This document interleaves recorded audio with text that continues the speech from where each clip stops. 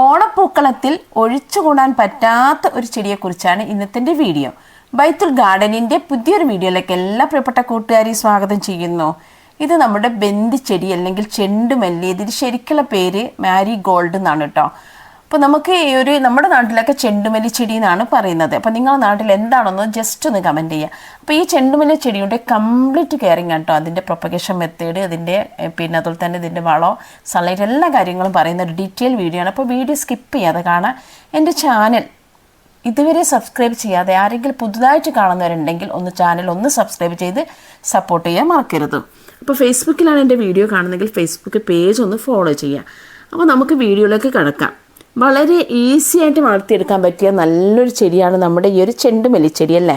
പല കളറിലുമാണ് ഇതിൻ്റെ പൂക്കളുള്ളത്. വൈറ്റ് ഉണ്ട്, മഞ്ഞുണ്ട്, അതുപോലെ തന്നെ ഓറഞ്ച് കളറിലുണ്ട്, പിന്നെ അതുപോലെ തന്നെ മിക്സഡ് കളറിലുണ്ട്, അതുപോലെ തന്നെ ഡബിൾ പെറ്റലുണ്ട്, സിംഗിൾ പെറ്റലുണ്ട്, മൾട്ടി പെറ്റലുണ്ട്. അങ്ങനെ ഒരുപാട് ഇനത്തിലാണ് നമ്മുടെ ഈ ചെണ്ടുമല്ലി ചെടി ഉള്ളത്.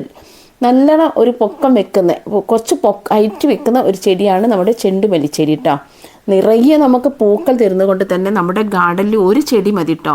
ഒരു ചെടി തന്നെ ഒരു വിത്ത് കൊണ്ട് ഒരു ചെടി ഉണ്ടായിട്ടുണ്ടെങ്കിൽ തന്നെ നമുക്ക് എന്ത് ചെയ്യാം, അത് ഒരുപാട് ചട്ടിയിലാക്കി കൊടുക്കാൻ പറ്റും കേട്ടോ. അതാണ് ഈസി ആയിട്ട് നമുക്ക് വളർത്തിയെടുക്കാൻ പറ്റിയ ചെടി എന്ന് ഞാൻ ആദ്യം തന്നെ പറഞ്ഞത്.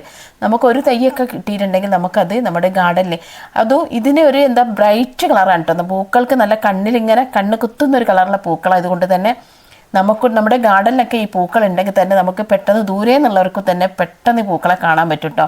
അപ്പോൾ നമ്മുടെ ഗാർഡൻ അതിമനോഹരമാക്കാൻ പറ്റിയ ഒരു ചെടിയും കൂടിയാണ് നമ്മുടെ ഈ ഒരു ചെണ്ടുമല്ലി ചെടി അല്ലേ. നമുക്കറിയാം മുമ്പ് കാലത്തൊക്കെ, കുറച്ച് മുമ്പ് ഒരു 2-3 വർഷം മുന്നേയൊക്കെ നമ്മൾ എന്താ ചെയ്യുന്നത്, ഓണക്കാലത്തൊക്കെ പൂക്കൾക്ക് വേണ്ടിയിട്ട് നമ്മൾ അന്യ സംസ്ഥാനമായിട്ടുള്ള തമിഴ്നാടിനെയൊക്കെ ആശ്രയിക്കായിരുന്നു. പക്ഷേ ഇപ്പം ഞാൻ കുറേ സ്ഥലത്ത് കണ്ടിട്ടുണ്ട്. ഒരു 4 വർഷം മുമ്പേ ഞാൻ കണ്ടിട്ടുണ്ട് കേട്ടോ. കുറച്ചായി, 4 എല്ലാം തോന്നുന്നു. പിന്നെ ഇതിങ്ങനെ ഞാനിപ്പോൾ എന്താ പറയുക, കുറേ ദൂരയാത്രയൊക്കെ ചെയ്യുന്ന സമയത്തൊക്കെ കാണാറുണ്ട്. ഈ ചെണ്ടുമല്ലി കൃഷിയായിട്ട് എടുക്കുന്നുണ്ട് കേട്ടോ. അത് യൂണിറ്റ്, കുടുംബശ്രീ യൂണിറ്റ് ആണെങ്കിലും അല്ലാത്ത സംഘങ്ങളായാലൊക്കെ തന്നെ നമുക്കിത് ഒരു യൂണിറ്റ് തലത്തിൽ പ്രവർത്തിച്ചിട്ട് അവർ ഓണക്കാലത്തേക്ക്, ഓണത്തിൻ്റെ കുറച്ച് മുന്നേ നമുക്കറിയാം ഒരു മാസം കൊണ്ടൊക്കെ പൂക്കൾ ഉണ്ടാകുന്ന ചെടിയും കൂടിയാണ് കേട്ടോ. അങ്ങനെ നട്ടു കൊടുത്തിട്ട് അങ്ങനെ ഒരു കൃഷി ആയിട്ടും കൂടി ചെണ്ടുമല്ലി കൃഷി, അതായത് ബന്ദി കൃഷി എന്ന് പറഞ്ഞിട്ട് നടത്തുന്നവരുണ്ട് കേട്ടോ. അവർക്ക് നന്നായിട്ട് പൂക്കളും ഉണ്ടാകും. നല്ല രീതിയിൽ നമ്മൾ നോക്കിയിട്ടുണ്ടെങ്കിൽ ഇതിൽ നിറയെ നമുക്ക് പൂക്കൾ ഉണ്ടാകും. പൂക്കൾക്ക് കുറച്ച് വെയിറ്റ് ഉള്ളത് കൊണ്ട് തന്നെ നമുക്ക് കിലോ കണക്കിനൊക്കെ എടുക്കുമ്പോൾ നമുക്ക് നല്ല പൈസയും കിട്ടും കേട്ടോ. അപ്പോൾ നമുക്ക് ഇത് കൃഷിയായിട്ട് ഒരു വരുമാന മാർഗം കൂടിയാണ് നമ്മുടെ ഇത്. അലങ്കാരം മാത്രമല്ല, ഈ നമ്മുടെ ചെണ്ടുമല്ലി ചെടി ഒരു വരുമാന മാർഗം കൂടിയാണ് കേട്ടോ. അത് ഞാൻ ആദ്യം തന്നെ പറയാണ്. അപ്പോൾ നമുക്ക് ഇതിൻ്റെ കെയറിങ്ങിലേക്ക് പോകാം. നല്ല സൺലൈറ്റ് കിട്ടുന്ന സ്ഥലത്താണ് നമുക്ക് ഈ ഒരു ചെടി വളരുന്നത്.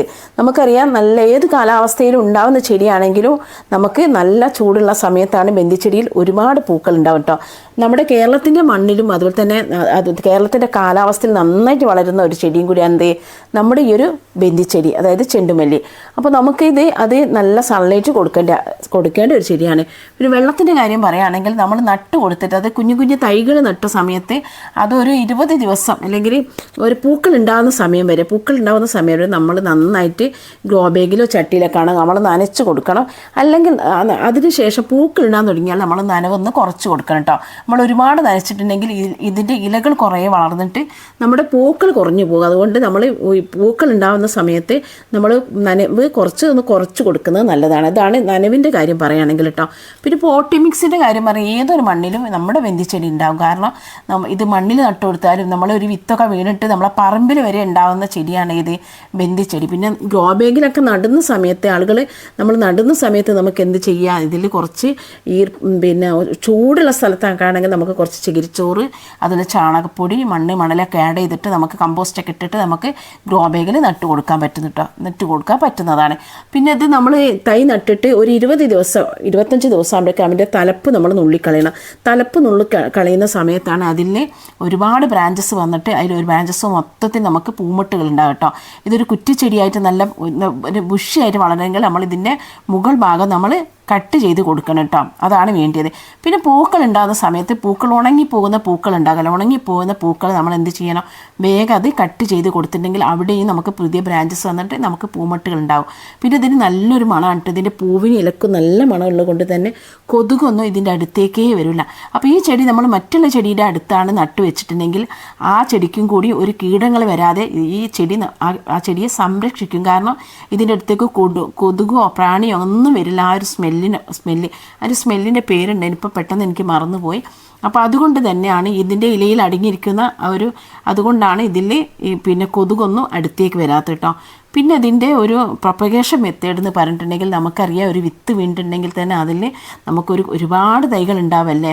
ഒരു വിത്ത് വീണാൽ തന്നെ, അതായത് ഒരു വിത്തല്ല, ഒരു ചെട്ടിപ്പൂവിൻ്റെ അടുത്ത്, അതായത് ചെണ്ടുമല്ലി ചെട്ടിപ്പൂവ് എന്ന് പറയട്ടെ, ഞങ്ങളുടെ നാട്ടിൽ ചെട്ടിപ്പൂവിൻ്റെ അടുത്ത് ഒരുപാട് വിത്തുകൾ ഉണ്ടാവും. അപ്പോൾ വിത്തുകളിപ്പോൾ ഒരു ചെട്ടിപ്പൂവിൻ്റെ അകത്ത് എനിക്ക് തോന്നുന്നു ഒരു 25-50 തൈകൾ ഉണ്ടാവും കേട്ടോ, ഒരു ചെട്ടിപ്പൂ വിതറിയിട്ടുണ്ടെങ്കിൽ, അതൊരു ചെണ്ടുമല്ലി വിതറിയിട്ടുണ്ടെങ്കിൽ.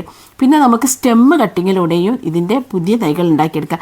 അപ്പോൾ നമ്മളൊരു ചെടിയാണ് നമുക്ക് കിട്ടിയത്, ഒരു ചെടിയാണ് വിചാരിച്ചോളി. അപ്പോൾ ഒരു ചെടി നമുക്ക് അതിൽ നിന്ന് ഇങ്ങനെ വളർന്ന് വന്നാൽ ഒരുപാട് തലപ്പ് ഉള്ളിട്ട് നമുക്ക് പല ചട്ടിയിലാക്കിയിട്ടുണ്ടെങ്കിൽ ഒരുപാട് തൈകളാക്കി കിട്ടും കേട്ടോ. മഞ്ഞ, ഓറഞ്ച്, വൈറ്റ് നിറത്തിലൊക്കെയാണ് പൂക്കൾ ഞാൻ നേരത്തെ പറഞ്ഞു. പക്ഷെ ഇപ്പോൾ ഞാൻ കാണിച്ചത് മഞ്ഞയും ഓറഞ്ച് കളറും മാത്രമാണ് കേട്ടോ ഞാൻ കാണിച്ചു തന്നത്. അപ്പോൾ നമുക്ക് ഈസി ആയിട്ട് അധികം മെയിൻ്റനൻസ് ഒന്നുമില്ലാതെ നമുക്ക് വളർത്തിയെടുക്കാൻ പറ്റുന്ന നല്ലൊരു ചെടിയാണ് കേട്ടോ നമ്മുടെ ഈ ഒരു ബന്ധിച്ചെടി.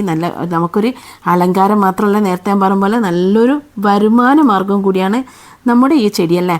അപ്പോൾ ഈ ഒരു ചെടി നമ്മുടെ ഗാർഡനിലുണ്ടെങ്കിൽ നല്ല രീതിയിൽ നമുക്ക് ഉണ്ടാവും കേട്ടോ. അപ്പോൾ ഒരുപാട് കെയറിങ്ങും കാര്യങ്ങൾ പറയാനുണ്ട്. അപ്പോൾ വീഡിയോ ഇഷ്ടപ്പെട്ട എന്തായാലും ലൈക്ക് ചെയ്യണേ.